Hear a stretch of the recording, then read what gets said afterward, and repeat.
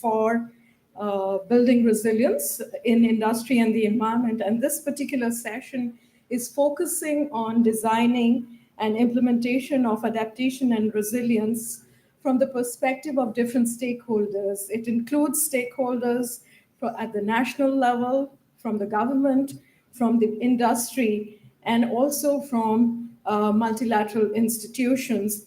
And what we try to cover in this particular session is also look at different innovative financing and different kinds of instruments that could enable financing resilience of the infrastructure sector. To start the session, I would like to introduce to you the esteemed panelists we have. We have Assistant Secretary from the Department of Finance of Philippines, Ms. Paula Alvarez, with us. We have Mr. Shantanu Mitra from the UK Department for International Development, Mr. David Simmons from Wills Towers Watson, Maria Lomatan, my colleague from the Asian Development Bank, who works with the Treasury Department, and Yuki Yasui from UN Environment's Finance Initiative. So as you can see, we have deep expertise in this panel, and I hope we'll have a good discussion also after the round of presentations that have been made, that the panelists would make. To kickstart the whole conversation in this panel, I'll just go through a couple of slides.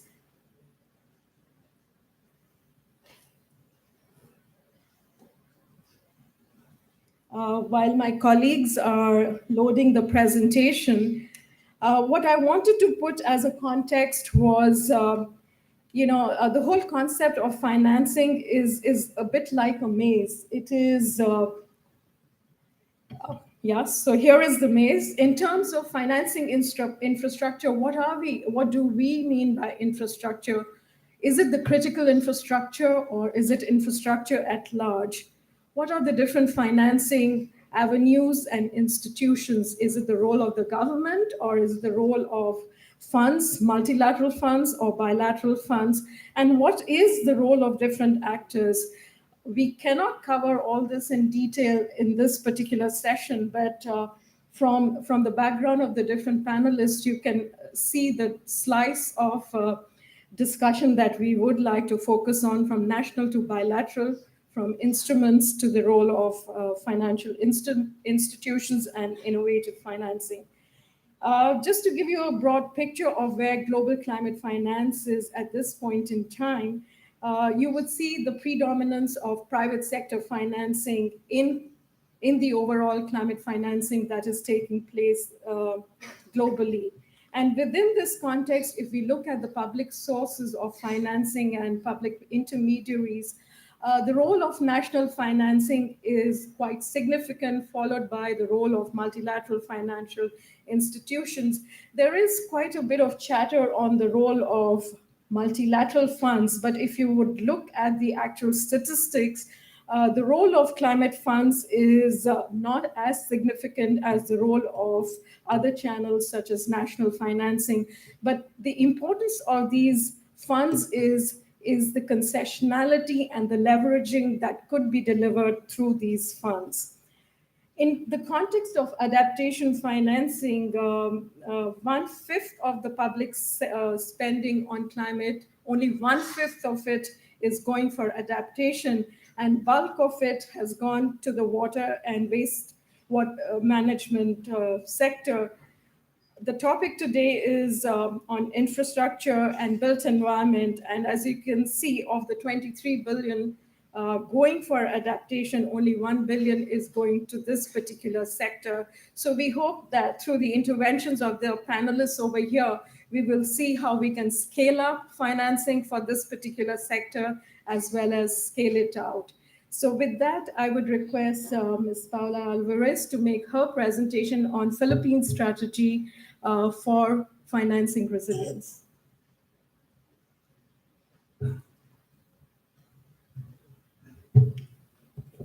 Thank you. So good afternoon, everyone. I'm here to give a short introduction on the Philippine strategy on building resilience in light of natural disasters. So right now I would be talking about the the buildings and the infrastructure, and later on we would be discussing for the specific Department of Finance initiatives on financing. So, to give you a short background, the initiatives of the current administration is anchored on the president's 0 to 10 point socioeconomic agenda. So before the cabinet and the president took office, we had a forum called Sulong Pilipinas, wherein we invited different stakeholders from different sectors to give us an overview of what they want to see during the administration, like the bottlenecks and the sectors that they wanted addressed. So this is the summary of all those that they wanted to see. So if you would look at number 4, it says to accelerate annual infrastructure spending to account for 5% of the GDP with special mention of PPPs. So before the current administration, the Philippines was only investing around 2.5% of its GDP on infrastructure. That's why if you would go around Manila, you would see that we actually lack a lot of bridges, roads, and public transportation. That's why maybe you had a little bit of traffic coming over here. So these 10 points would be the one that would be used by the current and the future administrations as a guiding tool to help them create policies, especially on infrastructure. So the goal is by 2040, the Philippines would be a middle income society and we would lessen or eradicate poverty, and that the people would live more healthier lives and would be more innovative, and there would be more education. So in the midterm, on the 2017 to 2022, our goal is to transform the Philippines into at least a middle income country. So first on the agenda is the build, build, build. This is the president's ambition of allocating 8 to 9 trillion pesos to invest in infrastructure. So these infrastructure would be for railways, urban mass transports, airports, and seaports. Second is more bridges and roads. And third is new and better cities. So this is how the government wants to set out planning for the future. And so, how does this build, build, build program coincide with our goal of creating a more resilient Philippines? So the plan of the Philippines to make it more resilient is anchored on the National Disaster Risk Reduction and Management Plan, or the NDRRMP. So this is actually a plan that is spearheaded by different government agencies. So it is an interagency initiative wherein each department, for example, the Department of Finance, the Department of Public Works and Highways, would submit to the OCD and the Office of Civil Defense, which currently handles our disaster preparedness, and the Office of the President, for them to collate all of these initiatives into one plan.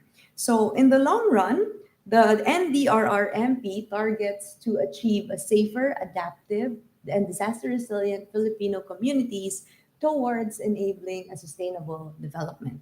So, as of now, the main agencies that are leading these initiatives are the Department of Public Works and Highways. So, they're in charge of retrofitting bridges, of ensuring that the infrastructure that are created are more resilient. If they are situated near fault lines, what are we supposed to do? So I'll discuss that later.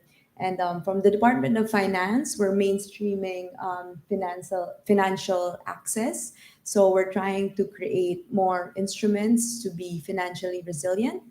And for the DILG, this stands for Department of Interior and Local Government. They are in charge of all the local governments. So there is an initiative for them to educate and give technical assistance and capacity building to local government units so that they can be more empowered, especially with managing disasters. So for the Department of Public Works and Highways, we have the Metro Manila Earthquake Impact Reduction Study. So this is conducted in preparation for the 7.2 magnitude earthquake, which is also known as the big one. So according to our Department of Science and Technology, Since the Philippines is situated in the Pacific Ring of Fire, and since we are number four in terms of disaster vulnerability, according to the United Nations chart, um, they have projected that we are nearing the 2,000 year mark, wherein most countries located in the Pacific Ring of Fire might experience the big one. So, in preparation for this, we are already conducting the Metro Manila Impact Reduction Study. So, second is the Metro Manila Logistics Improvement Project. So, in case the big one happens, we're already preparing the main bridges, especially the Guadalupe Bridge and the Estrella Pantaleon Bridge. So if you came from Makati and going to ADB, there's this bridge in between Rockwell Drive, and entering ADB before Mega Mall. So that bridge is the Guadalupe Bridge. So before that, the Estrella Pantaleon Bridge is what connects the Malacanang Palace to the main area of Manila. So we're also retrofitting those bridges because in case the big one happens, Metro Manila would be disconnected to all other areas. So, third is the flood control program, which aims to improve major river channels, improve drainage systems, and implement flood risk management projects. So, beside ADB, I think you see in the Pasig River. So it flows at the back. So we're also creating flood control. So in case of earthquakes, we're also anticipating that flood control mechanisms might be destroyed. So we're trying to make these earthquake resilient as well. So fourth is the initiative of the Public Works and Highways to update the building code of the Philippines. So the building code of the Philippines is quite old. So it hasn't been updated ever since it was legislated. So two bills are already pending in both houses of Congress, and it's on its way to be passed as well. So for the Department of Finance, we also have disaster risk financing. So I would be explaining this further later, but as an introduction, we have three strategies. So first is on the national level, second is on the local level, and third is on the individual level. So on the national level, we have a catastrophe deferred drawdown option. So this is a loan facility which can be triggered in case a national calamity is declared by the president. We have an instant drawdown of around 500 million. So we could easily access this in times of calamity. So only when we need it. So recently we had Typhoon Ompong, and the president actually declared a state of calamity for the provinces of the north.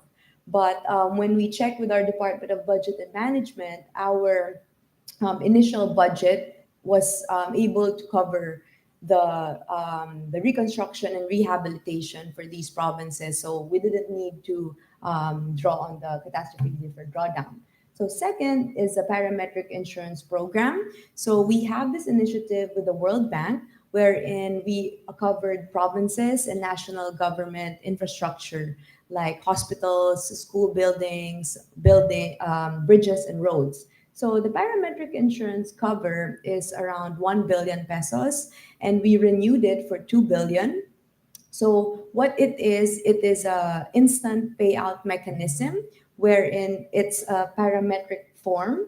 So we don't need to have actual damages. So there are just triggers. So once a trigger is hit, then we could have a payout. And these payout are quick release. So we use them as initial recovery. So for the budget, because in the Philippines, disaster budget goes through the general appropriations every year.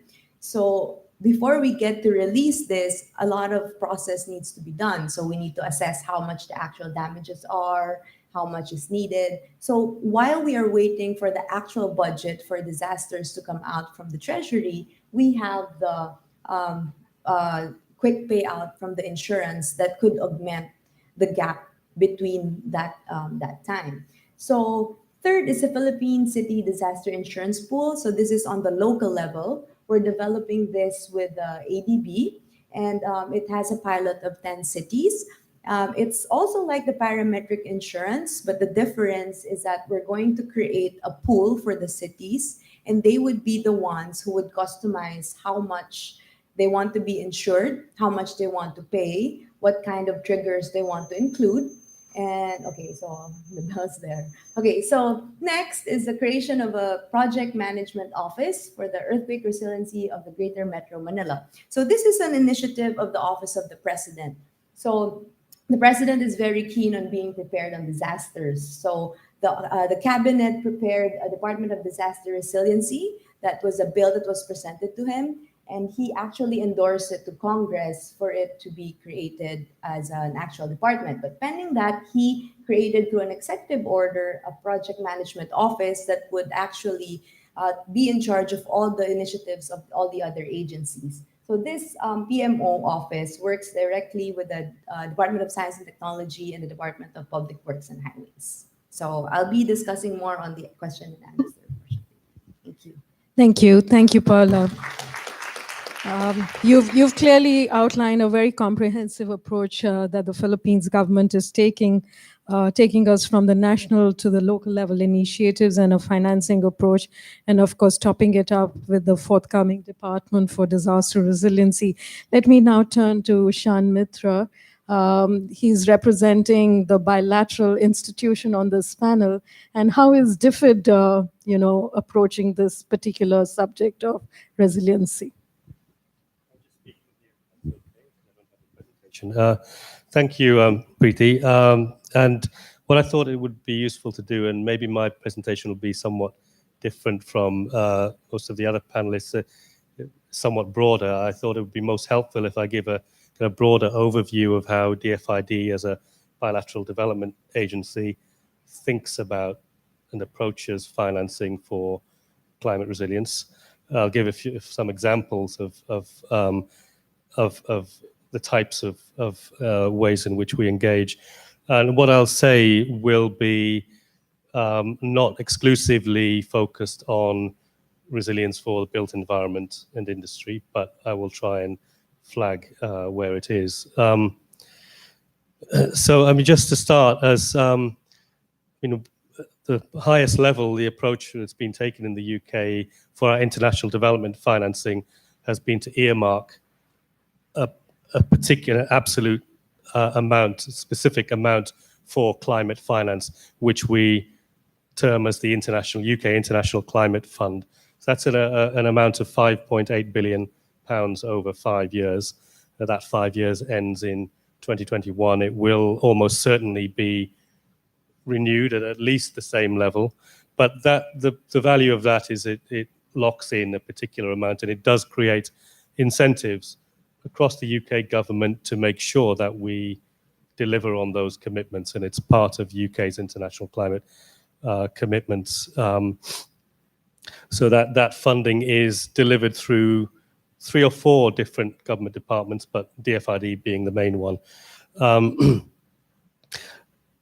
50% of the ICF is supposed to be for adaptation. So that's the target. And I'm not quite sure whether we're quite at that level, but I think we're there or thereabouts. And it speaks to your point you made earlier on, Preeti, that internationally, I think adaptation is underserved by climate finance. So there needs to be more effort on getting climate finance into adaptation.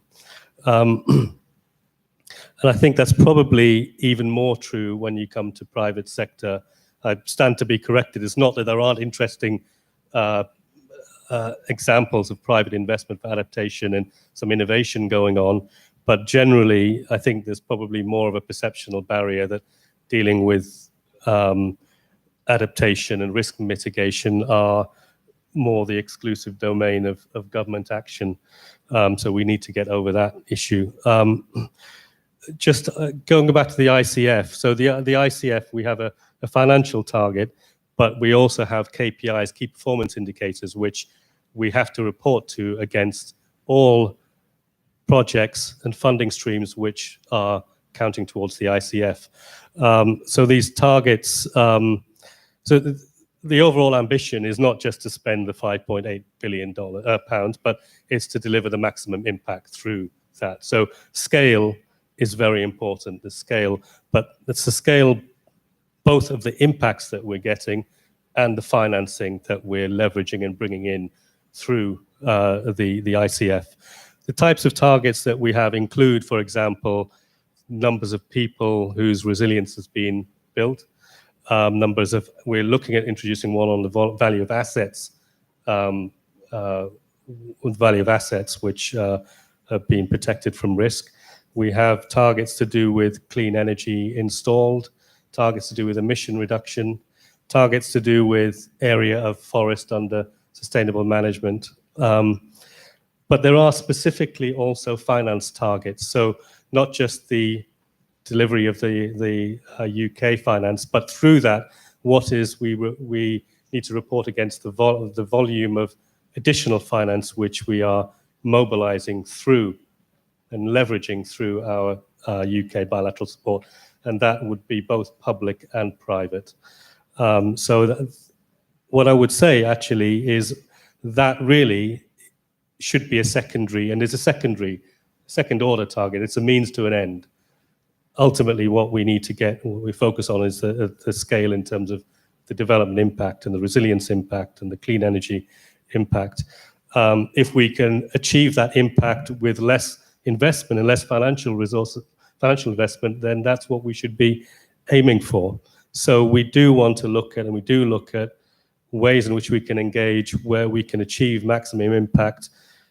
For example, through information services, through policy regulatory changes, which can influence behavior and bring about impact without the need for large-scale investment. But having said that, I think in practice, these financial targets of leveraging or mobilizing is the term I think we use, financing, is actually taken quite seriously, and is one of they're two of the indicators which are most commonly reported on to the ICF. So I think annual reports are put out publicly on the results that we're delivering through the ICF, and that should all be on the UK government website.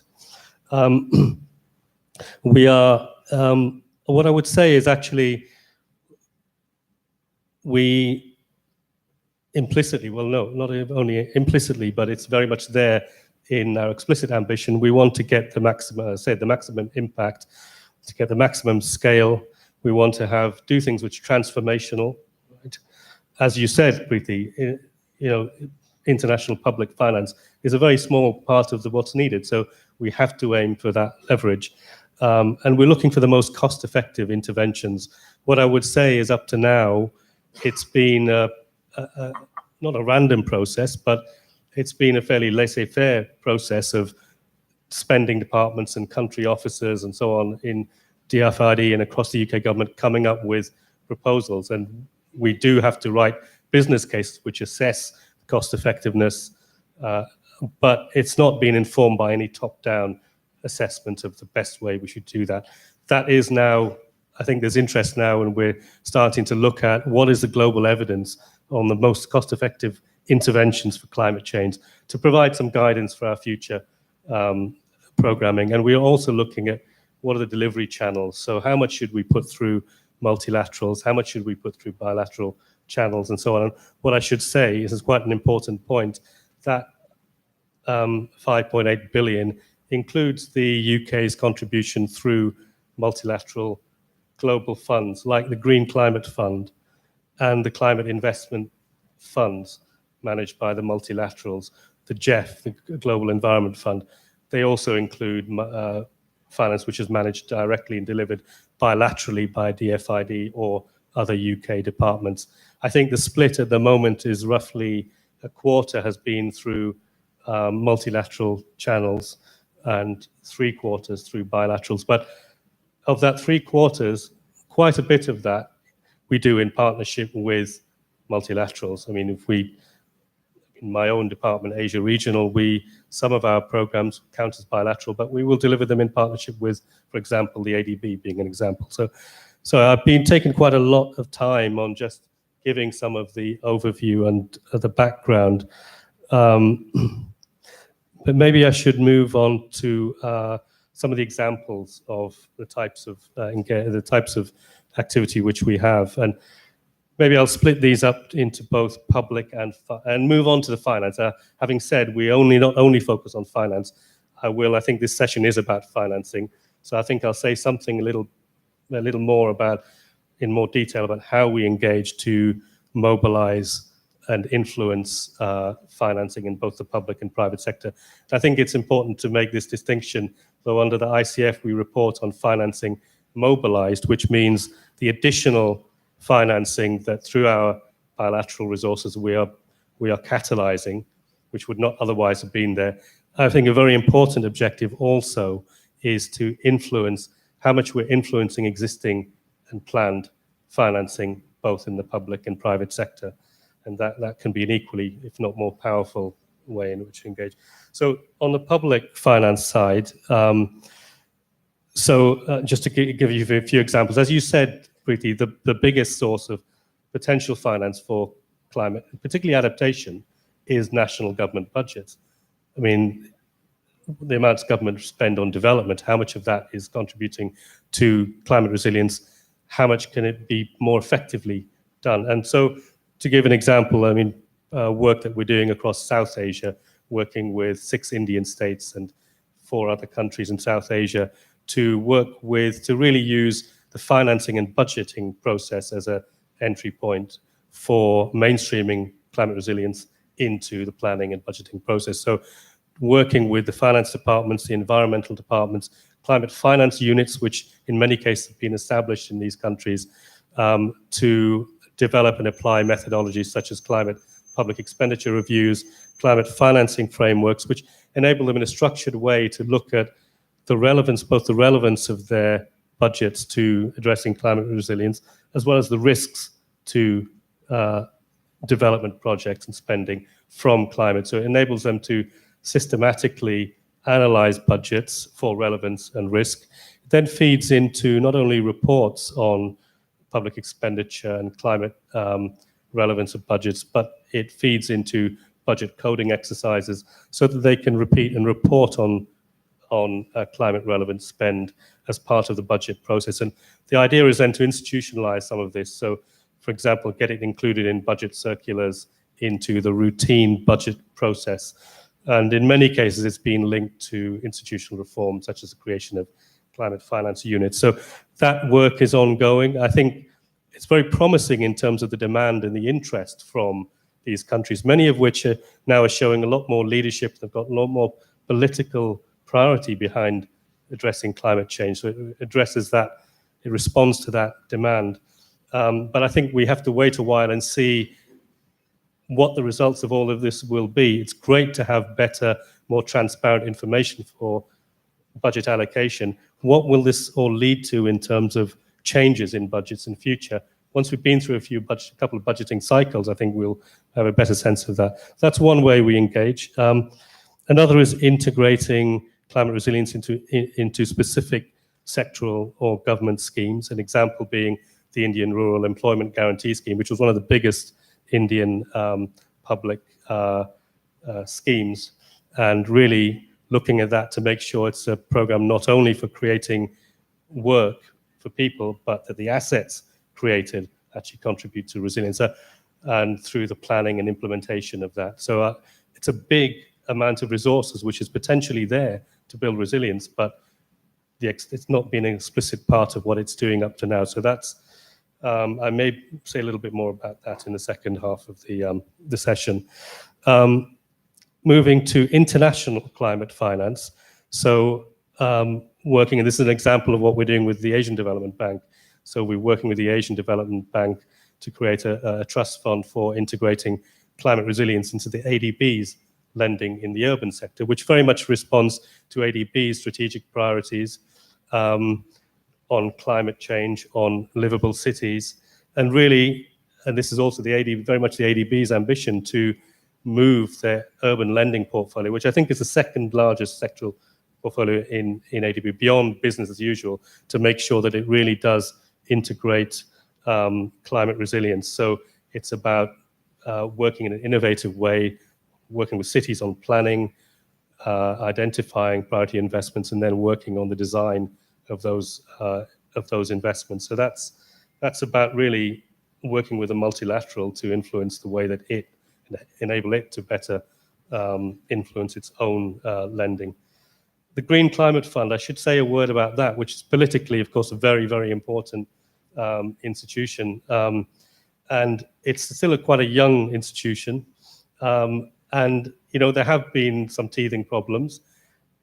The UK is fully committed to supporting the GCF, but we want to also support it to be as effective as possible. And one of the issues that has come up is that the capacity of countries and the national implementing agencies to understand the needs of the GCF, which are quite exacting, and to be able to deliver and design and prepare projects which meet its requirements is quite a challenge to many countries. So we have been working with a number of countries to help build the capacity of their agencies and support in the preparation of projects to unlock funding from the GCF.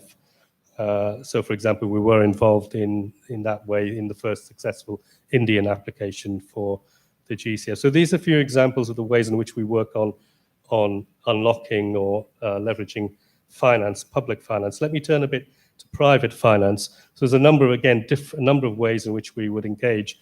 One is, for example, the support to the development of bankable projects and the development of a pipeline of financeable projects, which may be attractive to the private sector. DFID has done a lot of this globally for many years in, for example, the infrastructure sector. But now with climate change coming on, I think that's increasingly something we're looking to do through our climate change programming. So I think you hear that a lot from potential sources of financing in the private sector, that they are interested, they're looking, but it's the supply of projects. So it's something which a bilateral donor with access to grant resources is quite well placed to do. But I should say we do this both for public sector and for private sector projects. Various forms of de-risking of private finance, so using UK financing, public financing, to de-risk and leverage in private financing through mechanisms such as guarantees, such as viability gap financing, co-investment. So maybe I'll say a little bit about that. It might be of interest. So an example here is something called the Climate Public-Private Partnership, which is a fund, which is a program which has been set up really to use UK public finance to invest in two private equity funds. One is the Catalyst Fund, which I think is mainly Africa focused, and then there's the Asia Climate Partners, which actually ADB manages and has hired a fund manager to manage. But the idea of that is to, through our co-investment, take some of the risk, get a pipeline of projects going and investing and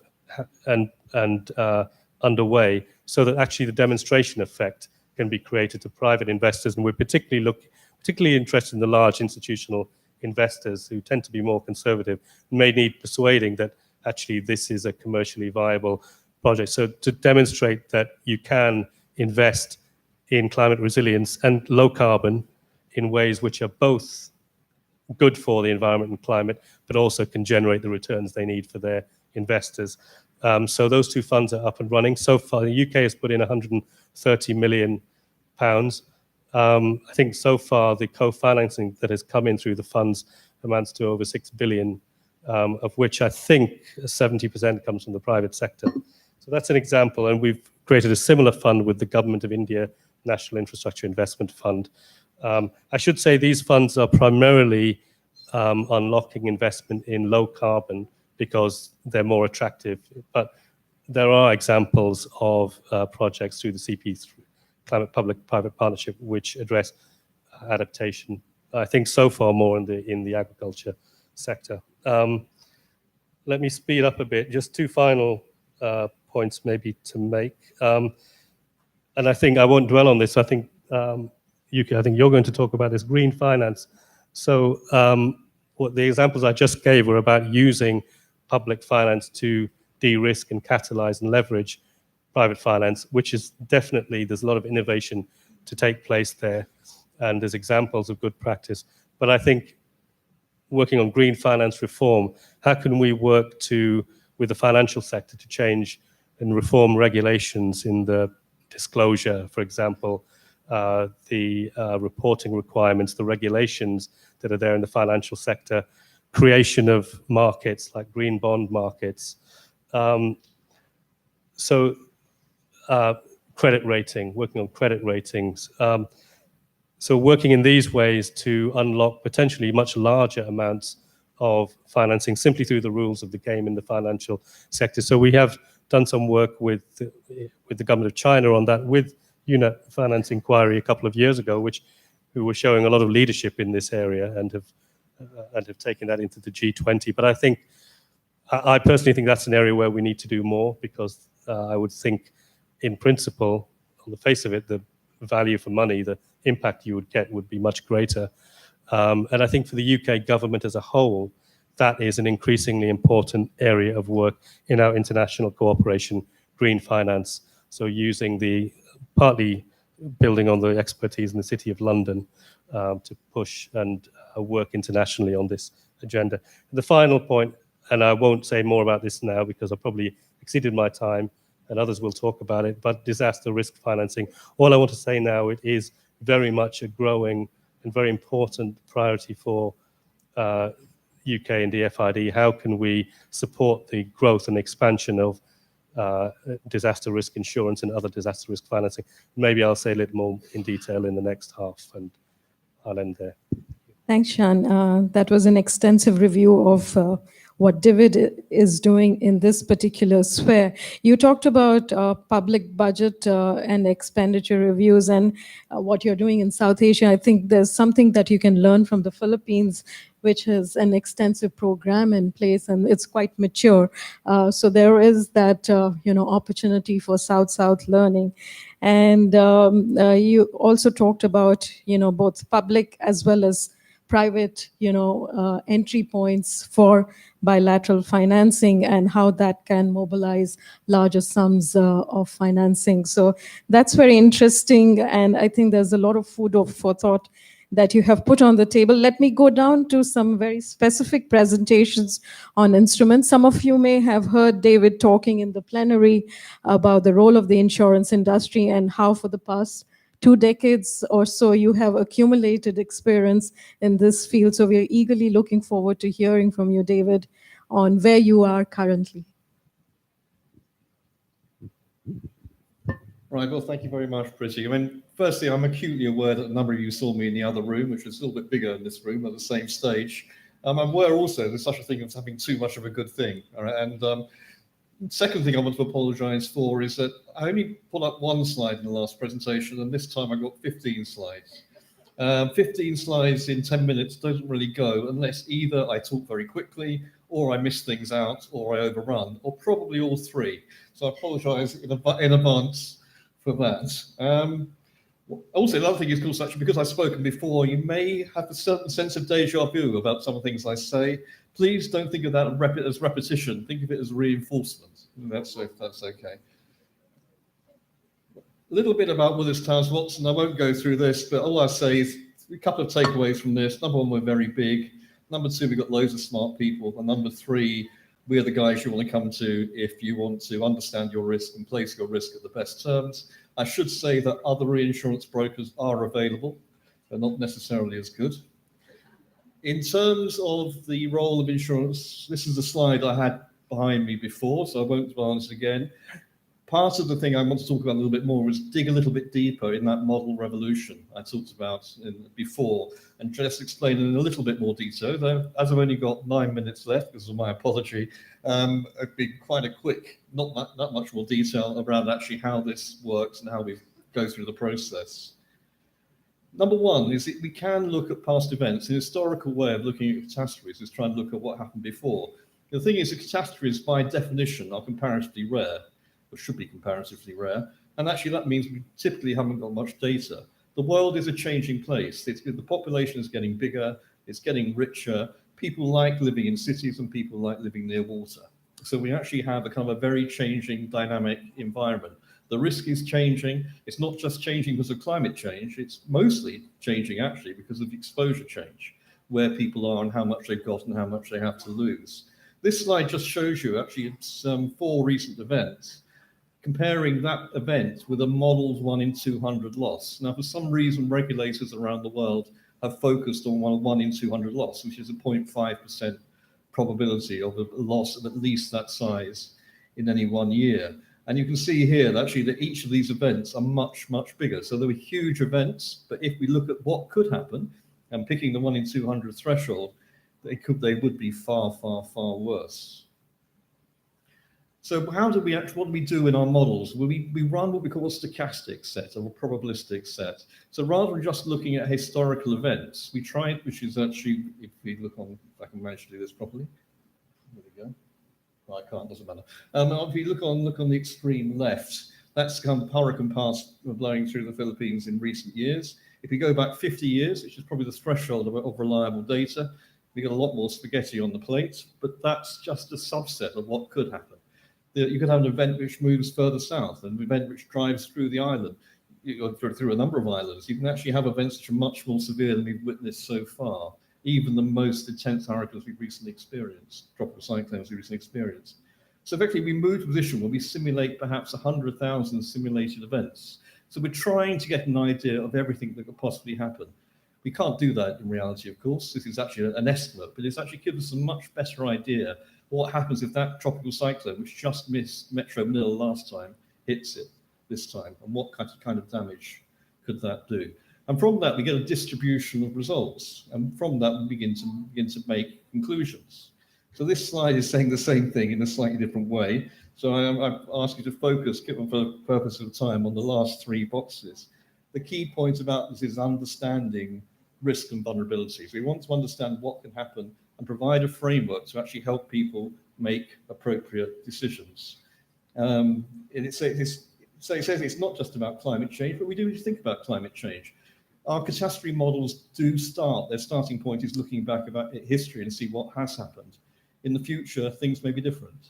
And it may mean, for example, no, the insurance industry is actually quite short-termist. We tend to think about the next 1, 2, 3, 5 years. We don't tend to think about what could happen in 20 years. The average term of a CEO of an insurance company is only about 3 years. So they're focused on the now, they're not focused on the future. But we need to think about it. As a society, we have to think about it. And these models we can use to stress the assumptions we have within them. So we may assume a certain frequency of tropical cyclones at the moment. What happens if climate change causes more water? We see more development of more tropical cyclones, and those tropical cyclones are more intense. We can use this technology to test that and test the resilience of our models and test the resilience of our country, our city, and our company. And we can also therefore actually try to encourage good risk behavior. Now, it's not just about money though, it's also about the timing of money. This is a slide which was produced as part of I was fortunate enough to be part of the team working with the Department of Finance and with the Asian Development Bank on the PC DIP scheme. And this slide actually is not one of ours, it's actually produced by Vivid Economics, who are also part of the team. And it's showing actually that we need the different stages of after a disaster event, what money you need. You need relief money quickly, you need to get the city up and running, you need to clear the debris, get the economy kick-started, reconnect with essential services, reconnect with electricity, even on a temporary basis. Then you begin to the early recovery stage, where you're trying to get the economy right back on track, and finally want to make sure you rebuild, probably building back better than you had before. And an example of why this is important, the African risk capacity, as we mentioned before, which actually is partly funded by DFID money, by the way, they actually did a study at Oxford, which actually showed that if they got $1 of money to a recipient after a drought was recognized, so quickly after drought was recognized, that was worth $5 of what would typically happen. Because normally a drought would be announced, probably quite late, and then money would begin to drip in, but most aid money might not arrive for a number of months after the event. Now, by that time, the guys who've been affected may have sold off all their seed, they may have sold their animals, they may have pulled their kids from school. But the economic consequences are much more severe. The aim is to get somebody ready. So next year, they're ready to work again. They don't not rely on aid for the next 3, 4, 5 years, as often happens. Now, this is a little bit of a technical slide, for which I apologize. But traditional insurance, like your motor insurance, you have a thing, you have a motor car. You crash that car or somebody crashes into you, damage is caused, and you try to assess how much that damage is, and the insurance pays you back that money. Trouble with that is when you're dealing with natural catastrophes is it takes a lot of time to work out what the damage is. If you have a big event, number one, there may not be enough loss assessors around to actually work to go there. They may not be able to get there. The place may be cut off, roads may be down. Once they get there may be no mobile phone masts working, so they can't communicate with anybody. So the whole thing takes time. It's a slow process when you want money quickly. So the alternative is something called a parametric policy. A parametric policy pays after an event. So if we recognize an event, so we know there hasn't been enough rain and therefore a crop is likely to have failed, then we can actually make a payment. If we know the wind speed of above 75 meters per second has actually hits a particular place, we know there's going to be damage, we know there's going to be need, we can make a payment. So these policies work on the basis of the event happening, not the loss actually being proven. That's great because it actually means it's fast. It actually means it's cheaper. We haven't got the loss adjustment costs. It actually needs less data. It's more transparent because actually in a typical insurance policy, you actually end up arguing with the insurance company about whether you paid enough, whether some insured was big enough and what the amount of loss actually was. In this case, there's an unambiguous payment made by clear triggers, but there's a downside. And that downside is that what happens if you're covering yourself against a wind speed in excess of 75 meters per second, but you get a wind of 74 meters per second, which is very persistent and loads of rain, more than you'd expect. So you still get a loss, but you don't trigger the payment. So you have this thing called basis risk. But most people would think that the downside of basis risk can be is offset by the speed of payment. It's $1 to $5 thing. But of course, actually our job as an advisor is to try and minimize that basis risk and make sure that the appropriate facilities are put in place to make sure it's not a problem. It's not just talking about grey stuff, grey infrastructure. I mentioned before, there's a lot of interest now looking at actually how we can apply these mechanisms to look at reefs, look at mangroves, and look at other natural resources. I talked about that from the main stage, so I won't make a big point of it here. The MAR Fund I also talked about. This is actually the Mesoamerican reef, second biggest barrier reef in the world. But actually, in this case, we've put a proposal together with MAR Fund, who are the guys in charge of looking after this reef, to actually get some funding from the German government, from the Insure Resilient Solutions Fund, to develop an insurance solution for that reef. So make sure when a tropical cyclone does blow, and with a reef, the issue is getting the reef built back quickly, literally dragging the reef back into place. So actually, that helps recovery faster. Now, I talked about insurance as an incentive. The insurance mechanism is also always talked about as being a way of minimizing risk. If you minimize your risk, so if you've got a factory, you fit sprinklers, or if you've got in a house exposed to a tropical cyclone, you tie down your roof in some way so it doesn't blow off in a high wind, you should be rewarded by lower premium. So actually the insurance mechanism, lower premiums, should be a way of trying to encourage people to do good risk behavior. And that's true. But interesting, we're looking at a number of schemes with some donors now and of using insurance as a reward. An example of this is something called COAST. And we worked with the State Department actually just before the Trump administration came in. John Kerry, of the old Secretary of State of the old administration, had promised to support sustainable fisheries in the Caribbean. And then they realized just before Trump was coming in, they hadn't done anything with this $5 billion sitting in the trust fund of the World Bank. So we have actually worked with them to try and work out what can we do with this money. And the idea behind COAST is that you try and encourage Caribbean nations to, number one, understand what their risks are, understand how sustainable their fisheries actually are, how many people are currently in fishing, how many people need to be in fishing, and what would happen if an event occurred. And if they agree to sign up to a sustainable fisheries policy and implement it, then they will be given concessional insurance, so cheaper insurance. So they actually influence the things that they can influence, but the things they can't influence, they get help for. And we're usually trying to apply the same idea to reefs. So for reefs, for example, the major damage probably isn't actually for many bleaching or acidification. The major issue is runoff, either runoff of fertilizers or runoff of sewage, or it can be dynamite fishing. So it's actually man-made things which should be controllable. So why not actually, again, do the same type of policy? A donor can actually help a country identify what their problem is and help them put in place a policy. Then as long as that country enforces it, and then get concession insurance for the things they can't control. Another thing I kind of alluded to but didn't talk about on this, earlier on, resilience bonds are like, I mentioned catastrophe bonds.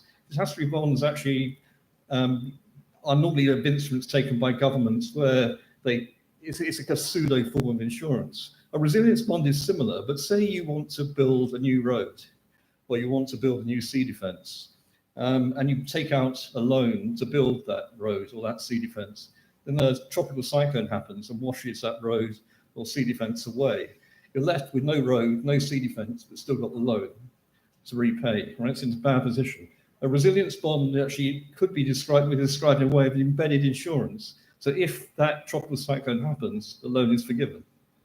So effectively, what you actually pay a slightly higher interest rate, a coupon, which is the difference between the normal rate you pay and the interest rate for this bond is like an insurance premium, if you like. So it's actually a way of financing in such a way you can actually help build resiliency. So in conclusion, as I said from the main stage, I'm not arrogant enough to tell you that insurance is the solution. Insurance is not the golden bullet, not by any stretch of imagination, but the risk modeling and risk mitigation. By mitigation, I mean it in the broader sense of reduction, not in the climate change sense. The tools we develop can actually help and help countries, help governments, the same way as we've been helping insurance companies and corporates over the last 20 to 30 years. But insurance works best if it's part of an integrated risk management system. So you need to think of the context this sits. And it's not a cookie cutter exercise. What works in country A doesn't necessarily work in country B. Also, there has to be local ownership. If we try to impose solutions on people and say, hey guys, this is a good solution for you, you don't get buy-in, you don't get ownership, it doesn't work. So it's got to be appropriate. Parametric insurance does overcome issues around speed of payments, also affordability. It should be cheaper, and data quality. You don't need so much data, but there is a cost of basis risk, so we have to think about how we reduce that. And there are hybrid solutions available, which is probably beyond the scope of this presentation. Developing country risk is attractive to reinsurers and capital markets if it's properly marketed by somebody like ourselves. But the thing is actually they do want this business. The problem is actually getting them over the hurdle to get it, which may mean investment in modeling, investment in actually helping them understand what the risks actually are. And the final thing is actually emerging technology is driving a lot of innovation. So actually the separation between parametric policies and indemnity policies is going down a little bit. You can now get satellite data, for example, to monitor growth of crops. So you can tell from the color of the crop whether the crop has failed or not failed, which can be used to actually give you confidence to make a payment under an indemnity policy, or it can be used as a trigger for a parametric. So that's our finish. Only 4 minutes over time, and I talked rather quickly though. Thank you very much. Thank you, David. Thank you for outlining the insurance context, especially in the context of a layered approach that ADB is also taking in terms of the frequency of events and the impacts of those events, and whether the governments want to retain the risk or transfer the risk. So insurance is very important in that context. And also what you said about, it may not be that the risks are changing, but the exposure is changing. That's an important point and an important takeaway from your presentation as well. Let me move on to Maria Lomatan, who will talk to you about what ADB is doing in terms of using the green bonds market. Thank you very much, Preeti. Good afternoon, everyone. As Preeti says, my presentation aims to share ADB's experience in the green bond space from the perspective of the Treasury Department.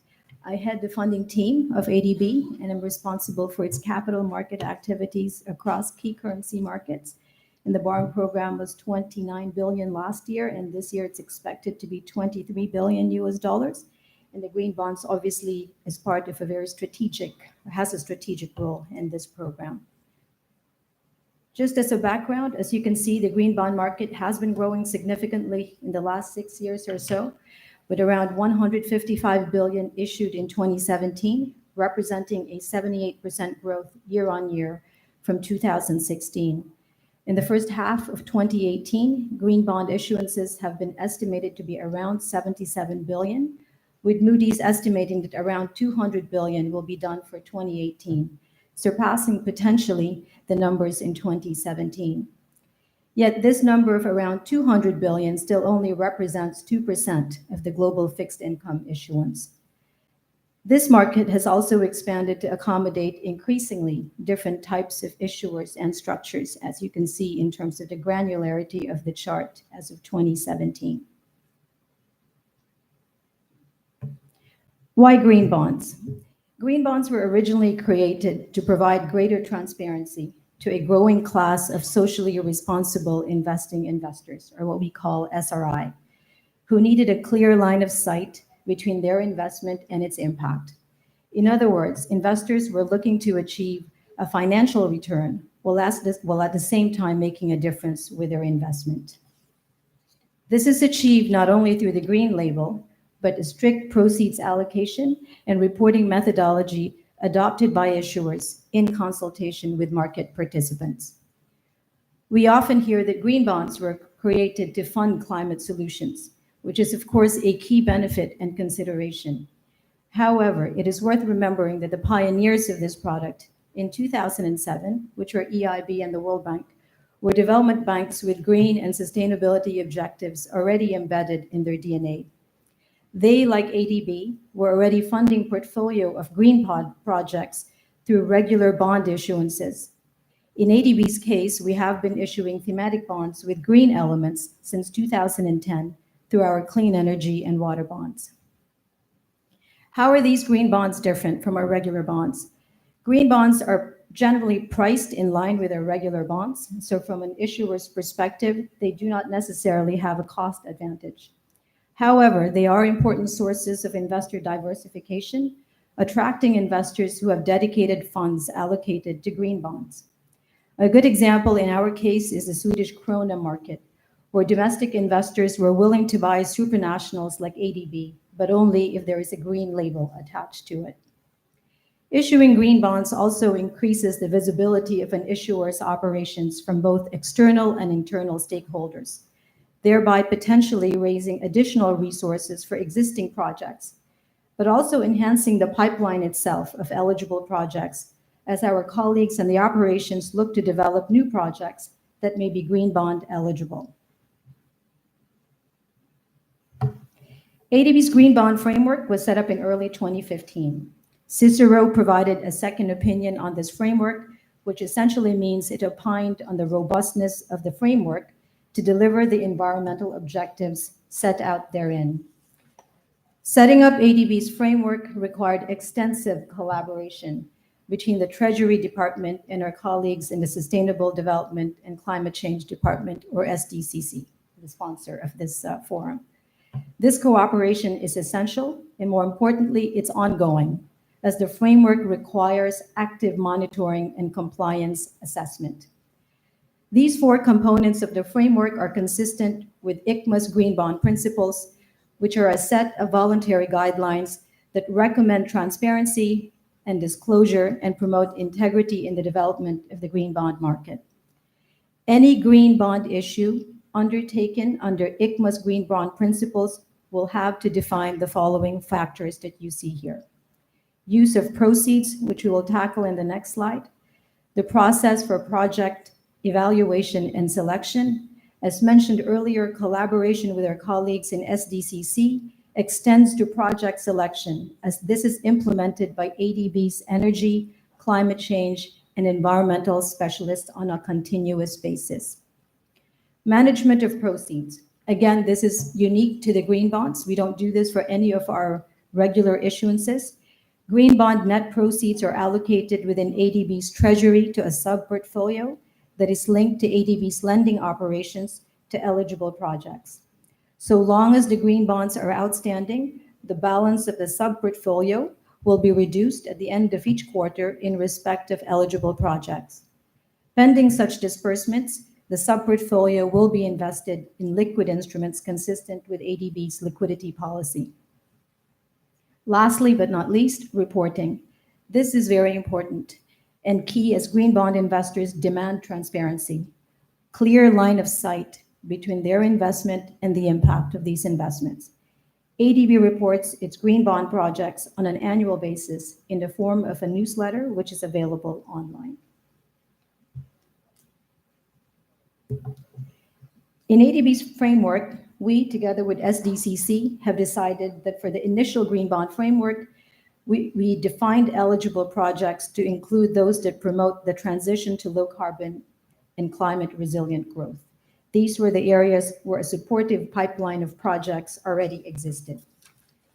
Mitigation projects were in 3 categories: renewable energy, solar, wind, geothermal, and solar, and small hydro, energy efficiency, excluding fossil fuels, and sustainable transport, but excluding roads.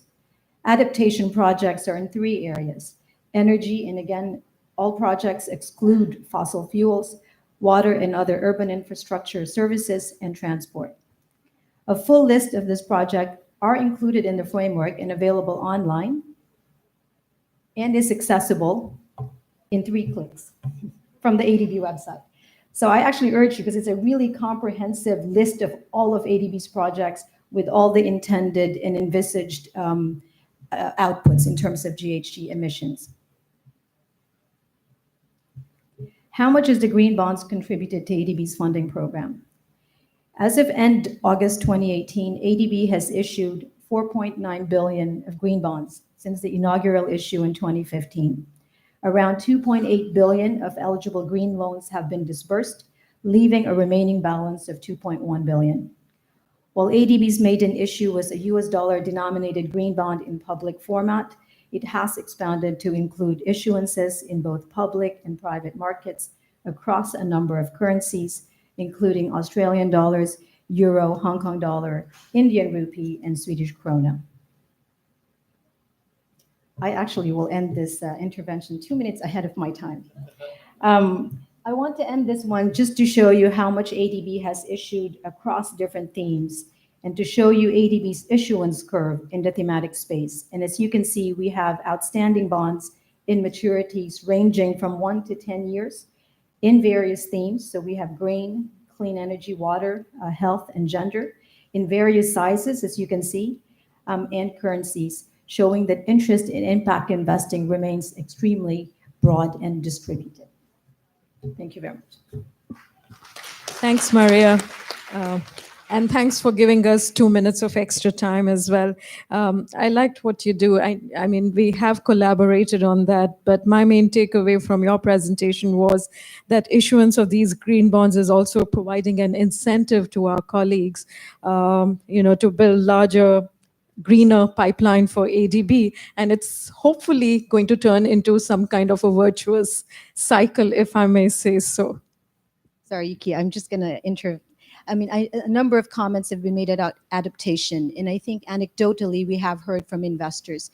Mitigation really is easier for them because it's easier to measure the impact on climate change. While adaptation, obviously, it's still a work in progress. So when we do meet with global investors, there is a clear preference to focus on mitigation. Thank you. Let me now turn to our last speaker, Yuki, who will be talking about incentivizing resilience. Good afternoon, everyone. My name is Yuki Yasu from the UNEP Finance Initiative, and what I'll be talking about today is about private finance in climate change adaptation and on the resilience and sustainability of cities.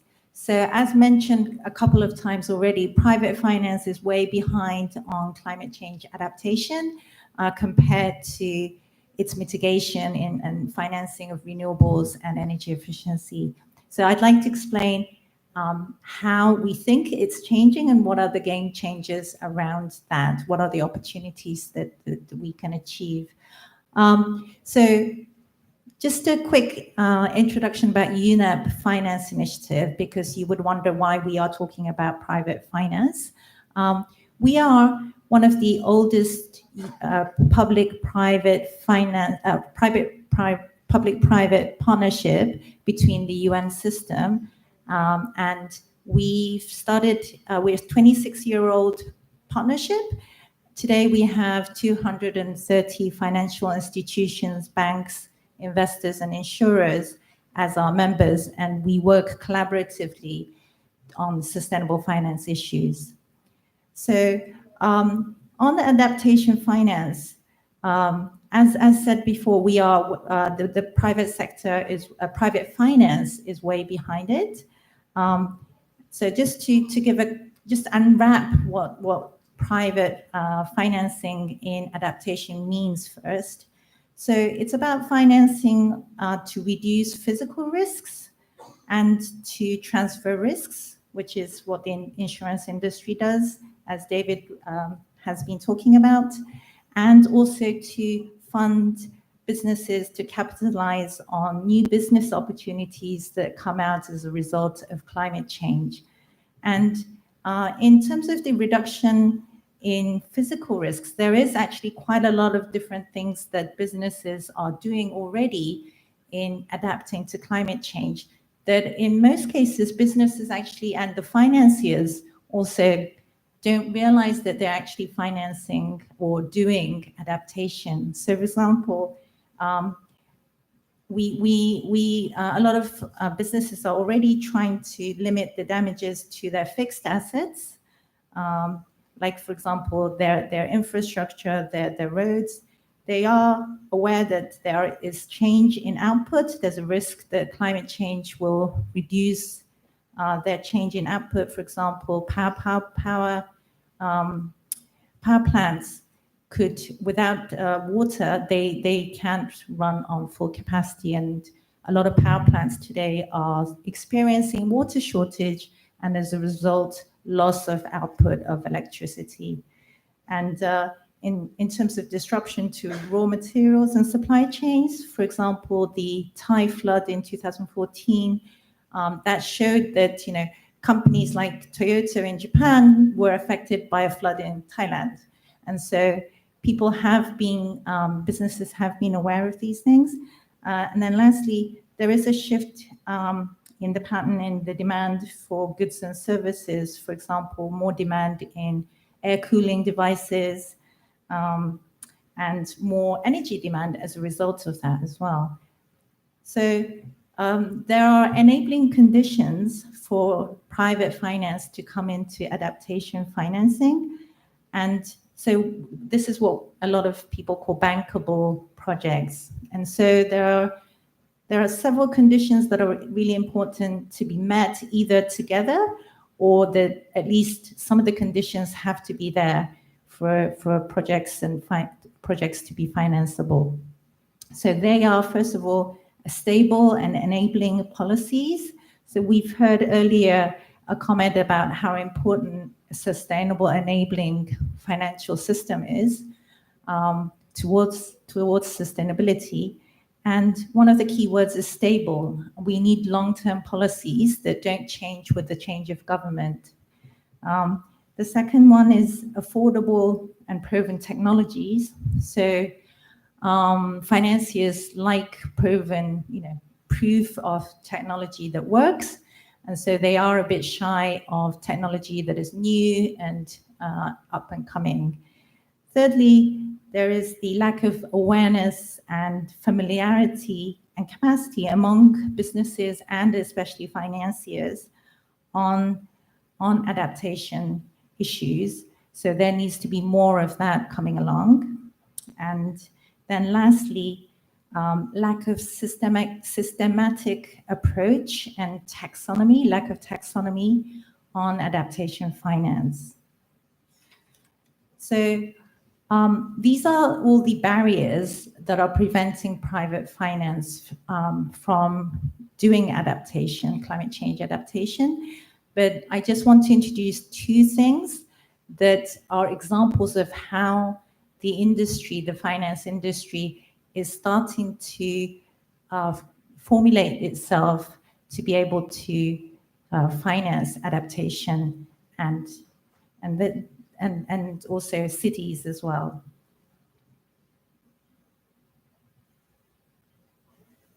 So this one is an example of how the insurance industry has tried to bring a more systematic approach to financing or giving insurance or insurance to cities. So they've tried to unpack what they could do, what are the challenges of the cities, and what are the things that they could help. So they've identified that a sustainable, resilient city needs to be resilient, it needs to be healthy, it needs to be inclusive, and it needs to value its cultural and natural heritages, and that it needs energy that is sustainable and the use of resources is efficient. And then how the finance industry, how the insurance industry could specifically help in that is that they've got a lot of data and risk analysis that could be shared, and David was mentioning about that already. They are the risk managers, they're the professionals in de-risking, and so they can offer their products and services along that line. Also, they have a lot of data and can help on strategy and planning. And in fact, a lot of, we're working with Morocco on helping the sustainable insurance roadmaps, where the insurance industry is providing their expertise to the cities in Morocco.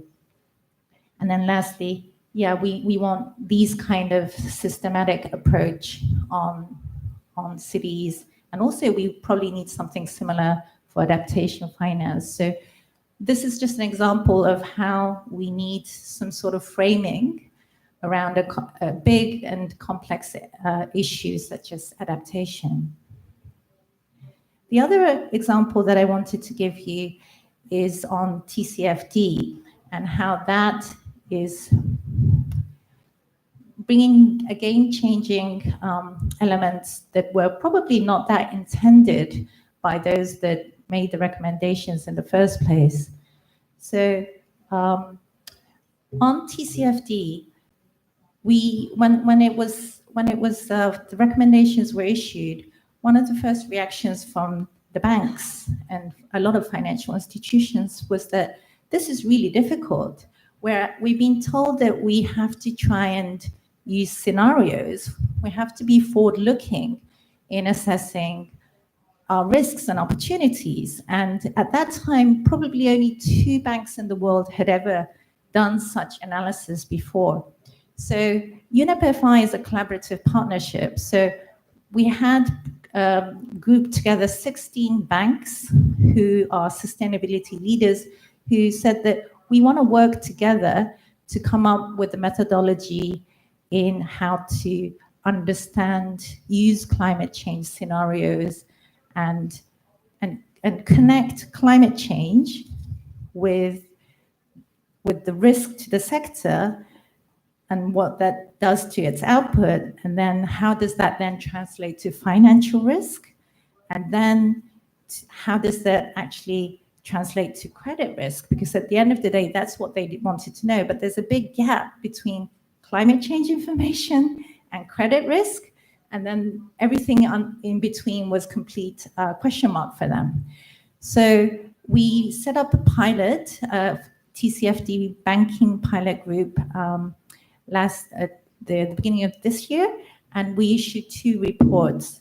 One was on transitional risk, and the other one is on the physical risk. And I just want to show you one of the case studies that came out from the participating banks.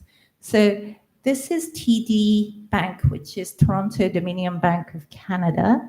And for them, this was a revolutionary step for them in using geospatial mapping to understand their physical risk. So what they did was they took their North American utilities portfolio and chose a representative sample, and they tried to use this spatial mapping to understand where their physical risks are, and then to try and come up with the credit risk. So what they did is on the right-hand side, the acclimatized information is what the 16 banks developed together in terms of creating a climate change scenario for the utilities sector. And then TD decided to use the Bloomberg maps, but other members have decided to use other means to then connect it with their information on the borrowers, the utilities, and to come up with the scenario, their exposure. So this is kind of, this is just a normal map. But what is really exciting for us is that it's the first time that a bank is using these kind of information. We've got insurers using it for years, and they have now a very sophisticated capacity in using spatial maps, but it's probably TCFD has really helped the banks to try and really understand climate change. Until now, all the banks use, when they do credit risk assessment, they use Excel sheets to do this kind of assessment. And now they have to go to the spatial analysis, which means that they are going into a new dimension in their risk assessment. And so what that happened, so that's the very important thing. The second important thing that TCFD has done is that credit risk has now become a institutional exercise, in that it's not just the credit risk department that does it, but you have to form a team from business, industry analysts, the modelers, those that are doing stress testing, and then the credit risk team to come up and do this work, because they found that actually you can't just, one department cannot just do this. It's quite a broad team that you have to form. And so the opportunities that we find in this is that this actually sets them very well to prepare themselves in working towards adaptation finance, because that really requires a lot of business development that is new, that is innovative. And this experience of using spatial data, experience in getting different teams together within the organization, these kind of skills and capacities and awareness that has been brought by the TCFD experience means that they are much better placed to start thinking about how they can respond to adaptation finance in a very systematic way. Thank you. Thanks, Yuki. And you've given us 3 minutes as well. Let me open up the floor for questions now. Yes, please.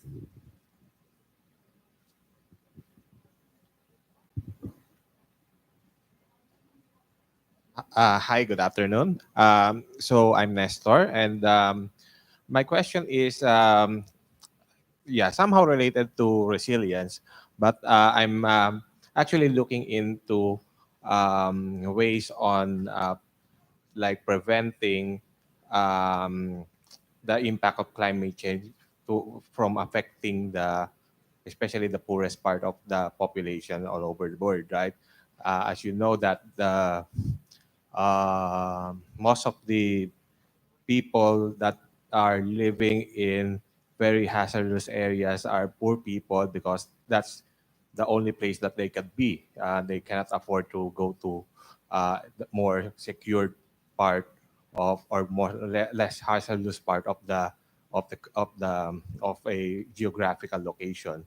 So what I'm thinking is it possible for us to create some sort of financing scheme that would, I don't know if a climate bond or a green bond would be applicable for this, or some other scheme that would allow us to um, help these poor people relocate themselves to a less hazardous area.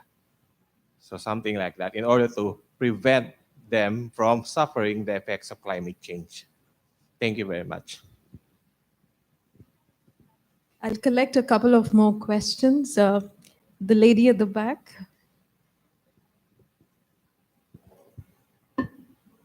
Good afternoon. My name is Kai Kim, and I'm an independent consultant. So my question is for Yuki. I wanted to ask you if, out of the 16 banks that you're doing the pilot projects with, are any of them based in Asia? And also, this is an aside, UNSCAP had a program that was running last year where they were trying to engage with domestic financial institutions, and we'd introduced to them this TCDF concept to them, and they worked in Sri Lanka, Philippines, Indonesia, and Pakistan, and we were trying to generate interest amongst the development banks in the countries on disclosure, but also uh, also on sort of implementing and considering climate risk to their borrowing and lending. So could you let us know a little bit more about if there's any work going on in the region?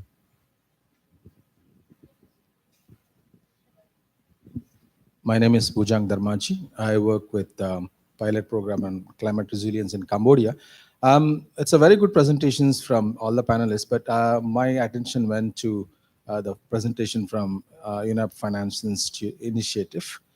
And this is more to do with the spatial mapping, planning that you are mentioning about. And also that it's very nice to see some good maps flashing on.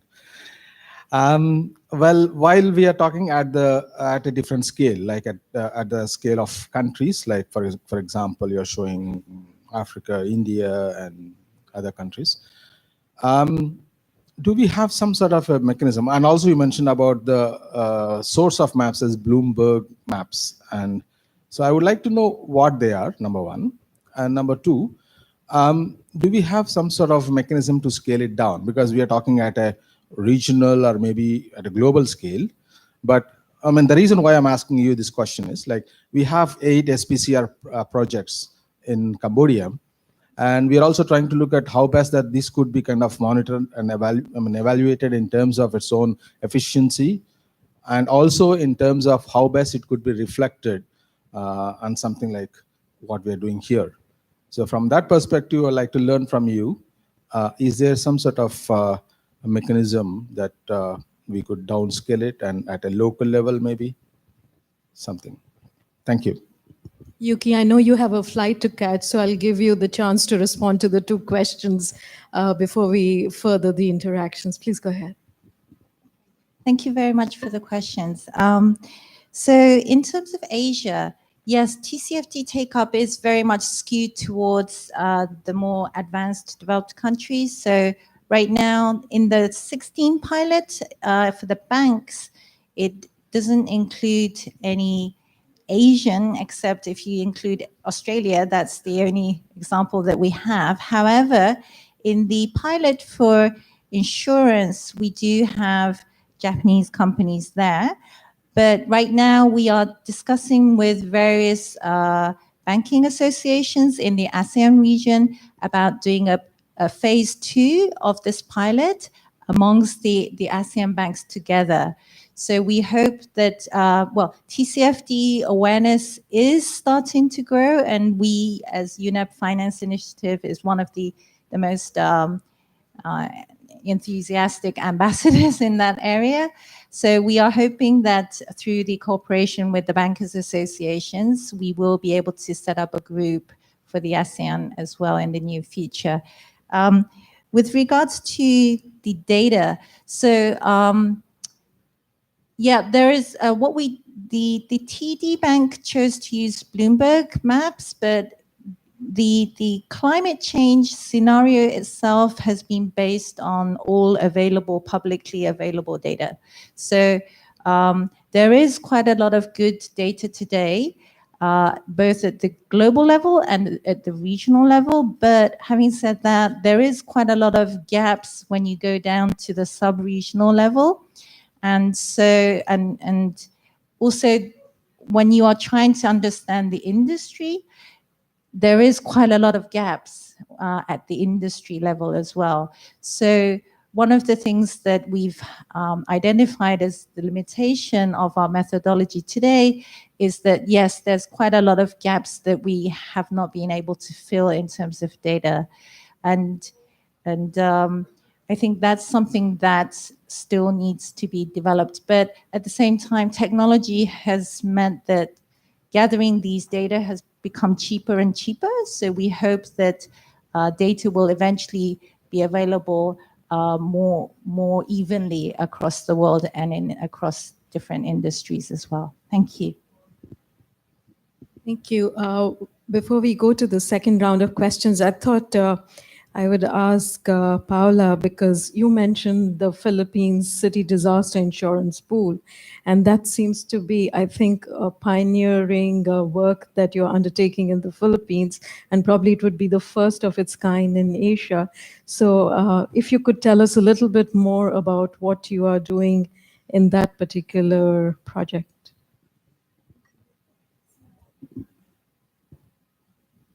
Hello. Okay. So the PCDIP, or Philippine Cities Insurance Disaster Pool, is a project that we're doing with ADB. So what we did is to first capacitate local governments in order to teach them how to assess risks. So we have to show them what they are exposed to, and we have to explain to them that insurance is actually a benefit and not an additional cost, because a lot of local governments see insurance as an added cost to their budget. So we tried to explain to them that this type of insurance pool would be beneficial for them because, one, the national government wants local governments to be financially independent and resilient.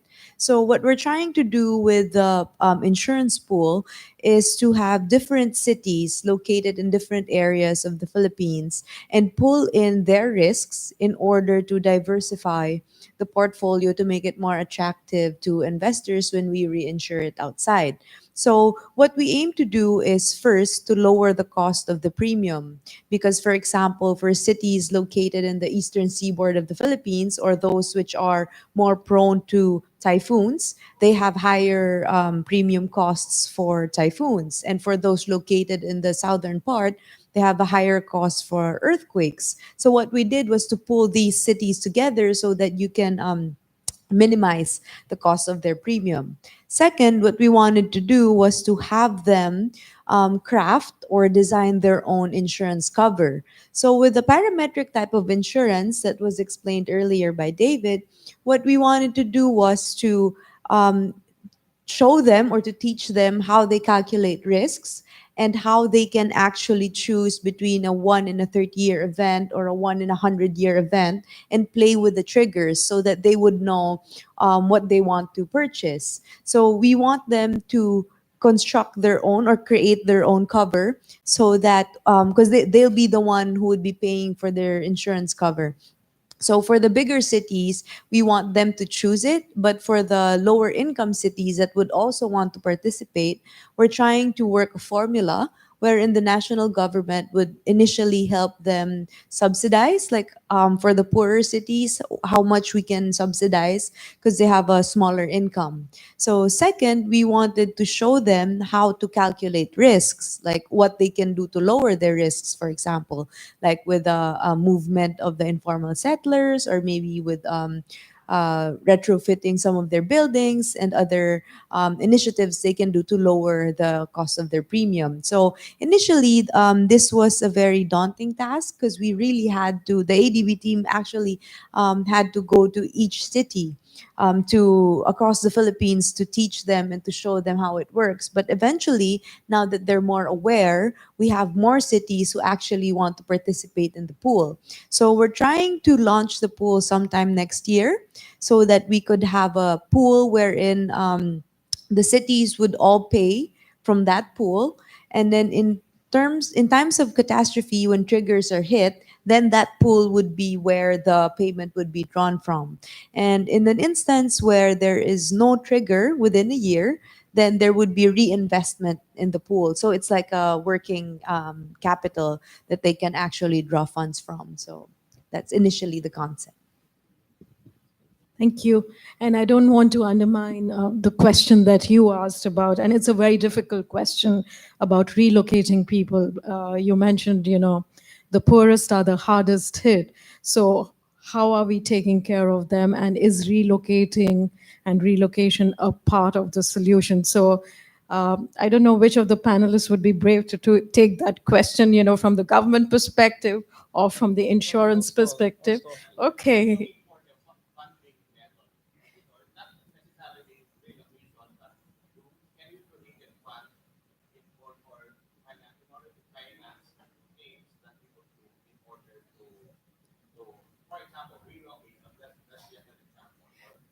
Sure, sure.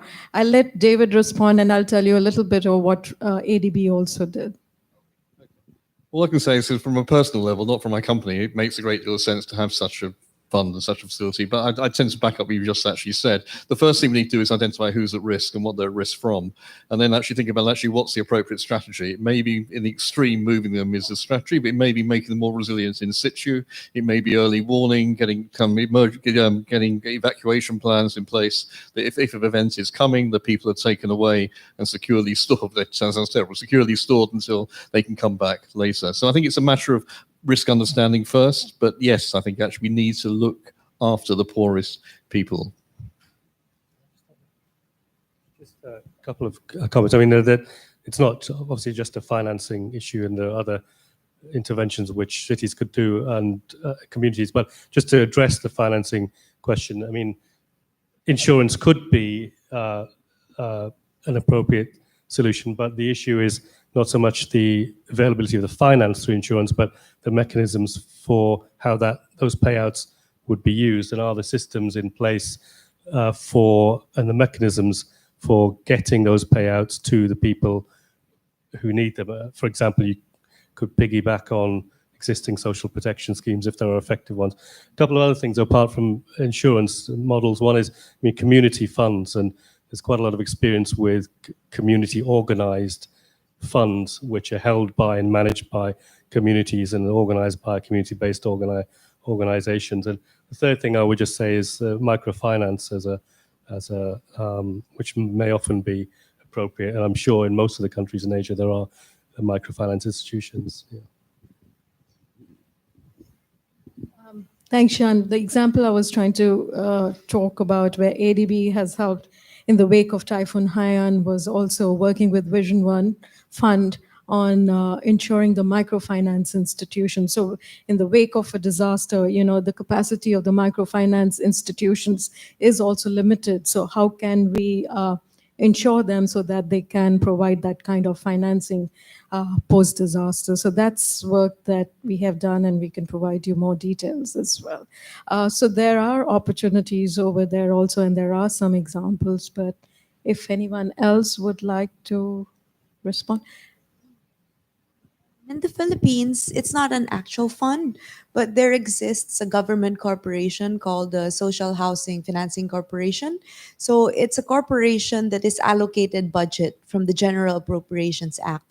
And that corporation, what it does is it's a lending corporation wherein for example, the informal settlers, they work with the local governments, and the local governments try to relocate them. So the informal settlers would be the one to choose which type of developer or construction company they would work with to develop their own new housing area.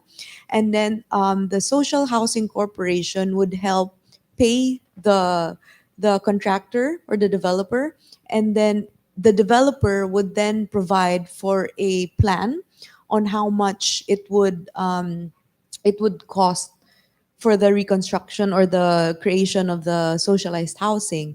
And then it would be subsidized by the Social Housing Corporation. Then they would be charging the informal settlers a minimum amount, like for example 500 pesos a month, or the most minimal amount that they would charge, that would be the winning developer. And then they work closely on relocation and how to develop the area. So it's not really a fund, but I think it's the same as the concept that you wanted to ask. I've been remiss in keeping time, but I'll allow for two last questions before I give a round up for the panelists. So the gentleman in the front, please. My name is Rizwan, and I'm the team leader for one of the project funded by DFID. It's called Action on Climate Today. I'm from Assam, and it's affected by flood. We get flood thrice in a year, and last year we got five times in a year.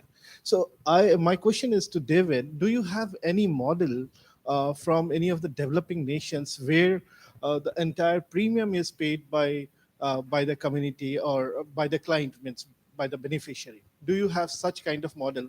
Because by the person or by the family, by themselves, like I am having a health insurance or life insurance, I am paying the premium.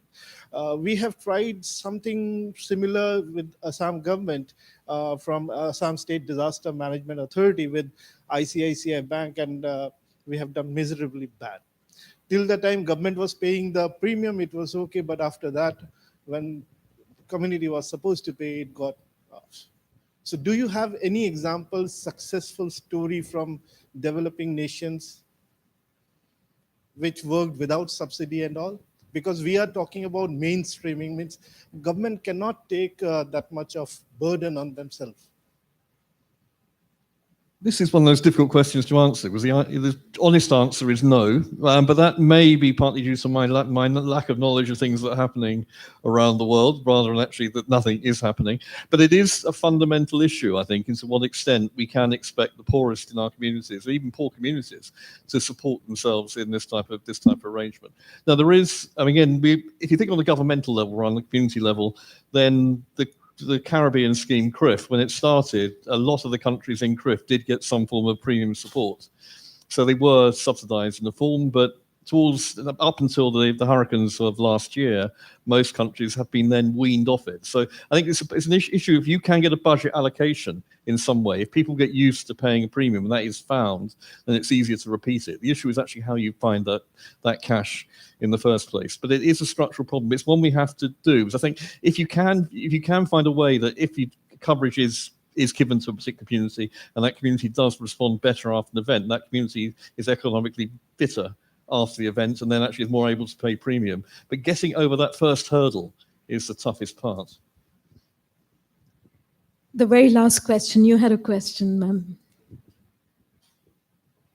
Yes, I heard a lot of good examples that you gave specifically for addressing response to disasters for financing. But is there any mechanism or any financing available for adaptation efforts, like, for example, in technology transfers that can help build adaptive capacities of the communities, of the local government? And also probably even, the example shared earlier about the geospatial mapping.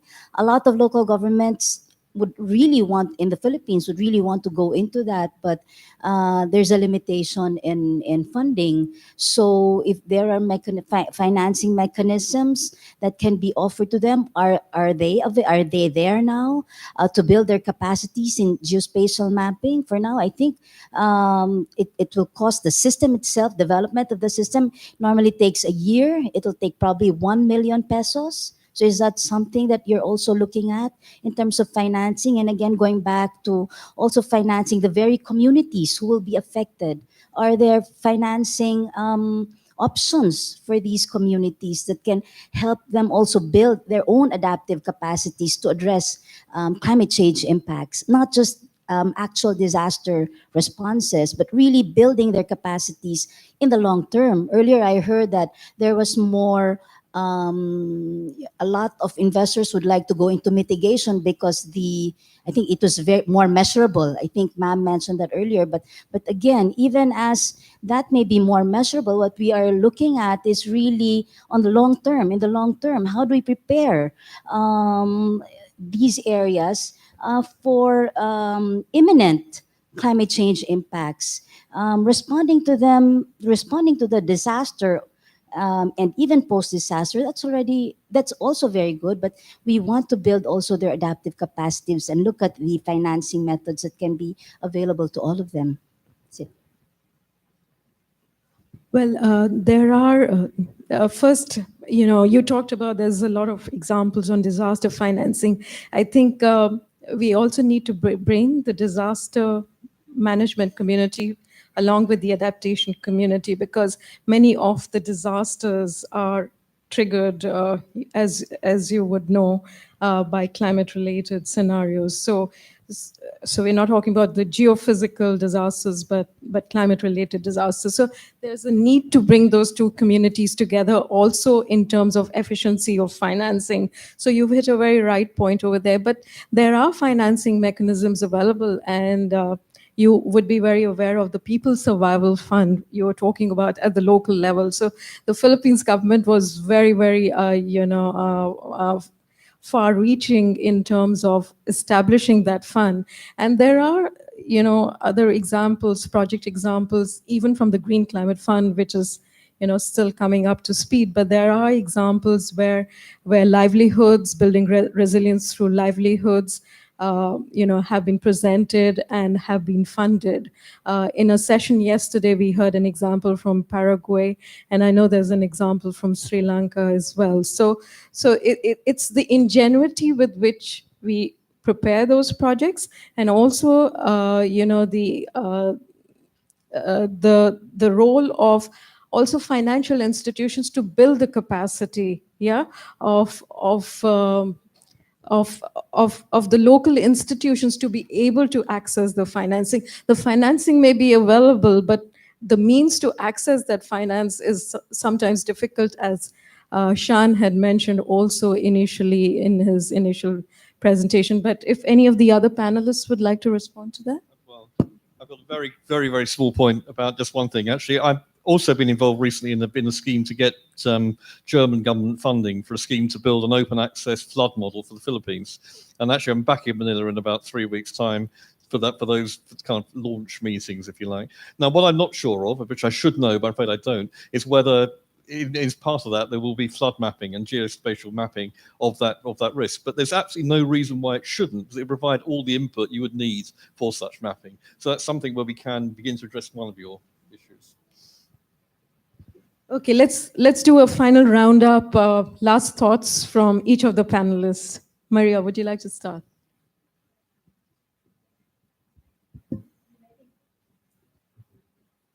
I think, as we said earlier, right, environment and sustainability are deeply rooted in the DNA of ADB. And obviously, we on the funding side in the Treasury Department are very pleased that investors globally have been made aware of ADB's activities in these sectors. But clearly, we would hope that both issuers and investors would expand and diversify so that we will have meaningful resources allocated to these very, very timely and time-bound issues.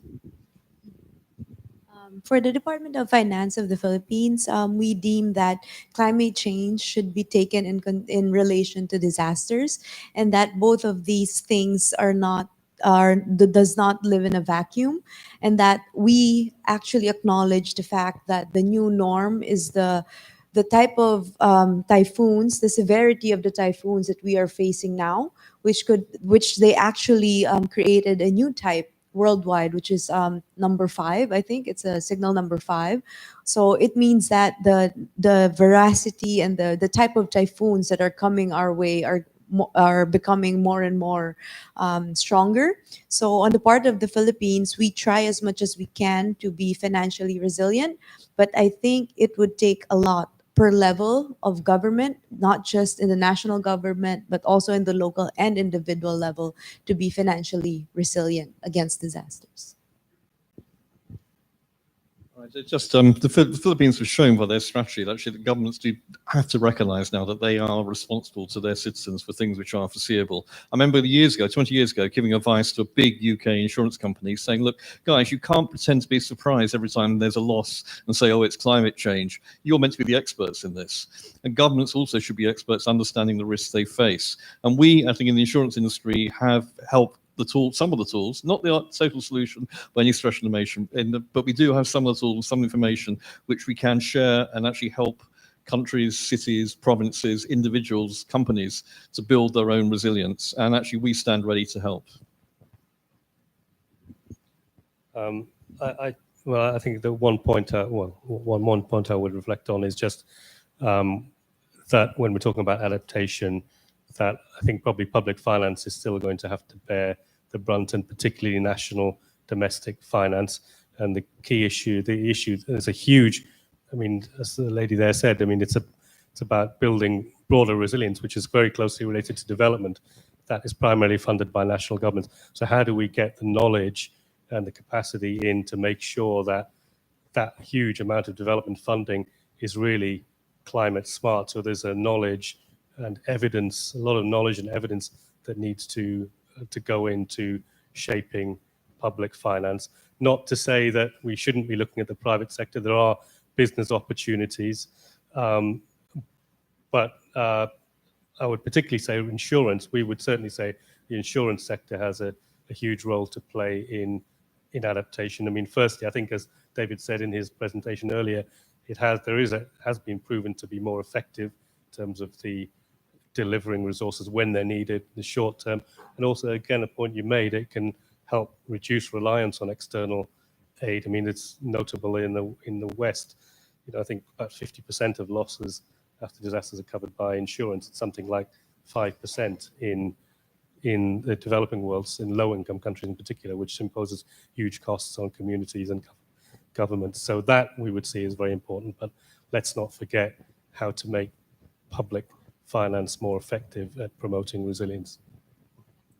In terms of private finance, I think the currency that they speak to is at the end of the day profits, but what would really help is if impact measurements and performance of positive impact through the financial flows could be part of that, part of the profit element that would make a difference. And we did a sustainable finance roadmap for Luxembourg recently, where one of the recommendations was to provide tax relief and incentives for impact investment. But if we could bring that up to any businesses and finance that is able to prove that they are making positive impact, and that linking that with tax, that would instantly make impact a value creation driver for financiers and for the economy. So I think that's an important factor that we need to work on. Thank you. And then on our part, in addition to what Maria said, ADB in its corporate strategy for 2030 has made a commitment that between 2019 and 2030, we'd be providing $80 billion in climate financing. And we hope that we'd be able to do more on resilience moving forward. And we'll ensure that 75% of our projects by the year 2030 would include climate consideration. So that's a big commitment, ambitious commitment on ADB's behalf. And on that note, I'd request you to give a round of applause to the panelists and to yourself also for your patience. We've gone over time, and that's entirely my fault. And that's why I invite you to the reception at 6 o'clock at the cafeteria of ADB. So if you go out and turn right, that would be the way to the reception. So a well-earned drink, I would say, for all of you. Thanks a lot for being such a great audience.